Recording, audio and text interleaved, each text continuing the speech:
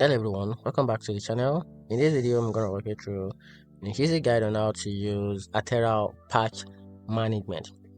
So let's dive into it. Atera Patch Management system help you automatically detect, approve, and display software updates across all managed devices. And here is a simple guide to use it effectively in 2025.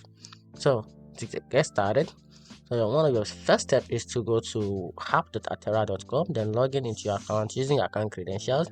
So from the main dashboard, navigate to the admin section on the left panel. Then on step 2, you have to confirm the patch management settings. So under the admin, select patch management and the IT automation. Then click add profile to create a new automation profile or edit an existing one. So under it, choose OS patch settings, which is for window update. Then you can also choose the third-party software update for apps like Chrome, Zoom, and Adobe.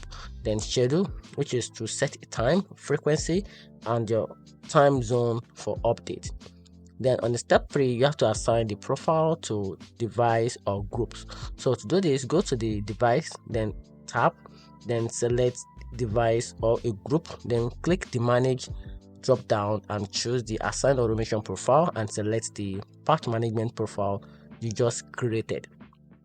Then on the step 4, you have to monitor your patch status. So click on the report, then from there click patch status to see which patch will be applied, which are pending or failed. Then also you can monitor the compliance level across your organization. Then on the step 5, you can take action on missing or failed patches.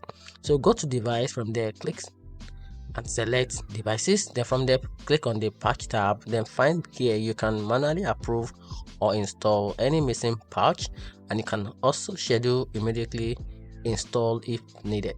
And that's how you can easily use the Atera Patch Management in 2025. Hope you find the video a little bit helpful. If you did, turn on the revision button, subscribe for more videos. Thanks.